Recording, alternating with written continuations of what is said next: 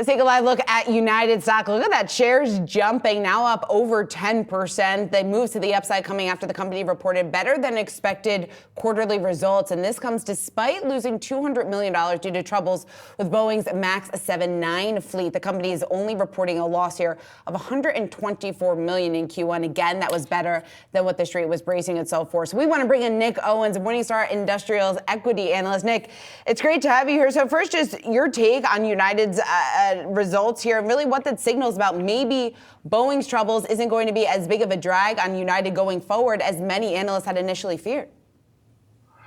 Yeah, I think that's fair. I mean, in a way, you could say that the damage here was pretty limited. They had whatever it was, 50, 60 planes that they had to ground and inspect. And, on $11 billion plus in revenue for the quarter, they're saying it was a $200 million hit, which was the difference between them making money or losing money. So to me, that just goes to show how narrow the margins in airlines really are. You know, I'm taking a look at and comparing some of the broader industry stats, specifically on the TSA traveler throughput. Looks like they kept pace broadly with the roughly 6% higher passenger throughput that we're seeing in 2024 versus 2023. But on pricing and the revenue per annual seat mile, looks like in aggregate that was only higher by about 1%. Just wondering what you make of that, Nick.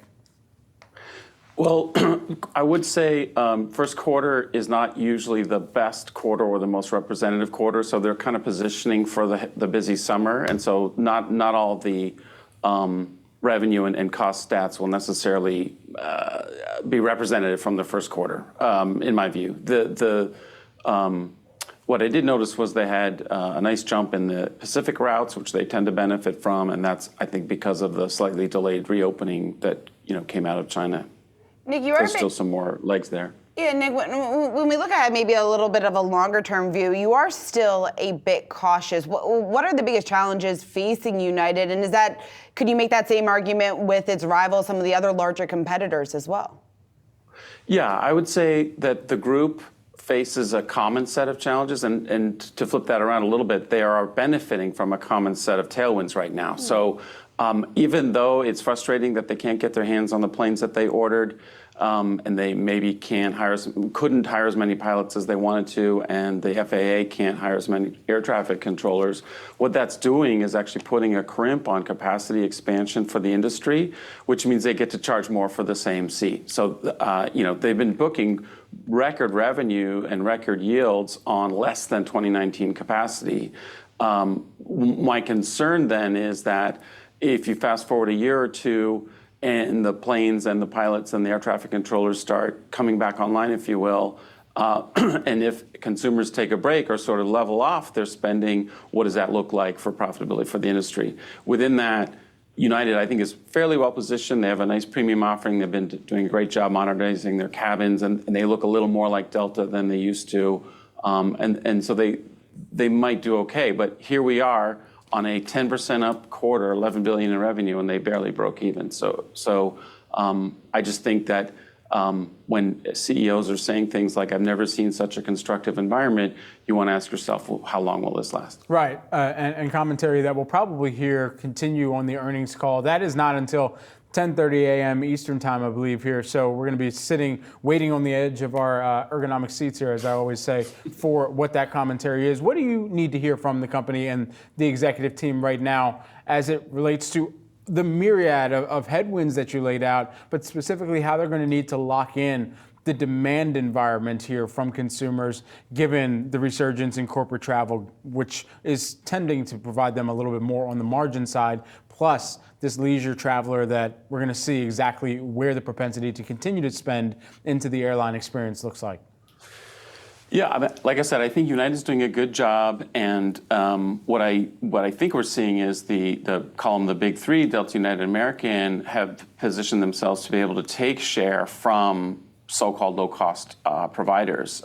So I've been thinking about it in terms of they're doing a better job, and even with like the evolution of the business traveler and the leisure travel and so forth, they've moved away from rigidly segmenting on business versus leisure, and they're just saying, how much are you spending on your travel, and what can we offer you? Within that, I think of it as the back half of the plane looks a lot like a Southwest or a Frontier cabin, maybe even with a slightly better experience. And so they're able to compete on some of those routes, and they're taking share there. So they've been talking that up, in terms of direct relationships with the customer through the app, refitting their cabins and so on. They're also talking about paying down debt, which is great. And that's what I'd like to hear in terms of just being positioned to withstand what would be a normal downturn some here in the next couple of years. Should customers expect prices to go higher from here, Nick? Yes. It will be, I think, another year and a half before Boeing gets a go-ahead to produce some more 737s. And so I think you'll see a kind of plane shortage story unwinding. So they'll be using older planes a little bit longer and so on and so forth. And just generally not being able to grow the capacity quite as fast as they had originally hoped. You saw some talk in the announcement here about reshuffling their order book and so on, and other airlines are doing that too. Right. So what I'm driving at is slightly less growth in capacity, and as long as we still have this resurgent post-COVID travel demand, that just means prices will go up. By how much? I don't have a percentage, but I've been joking with friends and family that like 400 is the new 250 for an airfare, Interesting. Nick, thanks so Does much seem for like that. Yeah, seriously, right? Nick, thanks so much for taking the time. Really appreciate it. And we know you'll be listening in very eagerly to that earnings call once it starts as well. Morningstar Industrials Equity Analyst Nick Owens. Thanks so much. Thank you.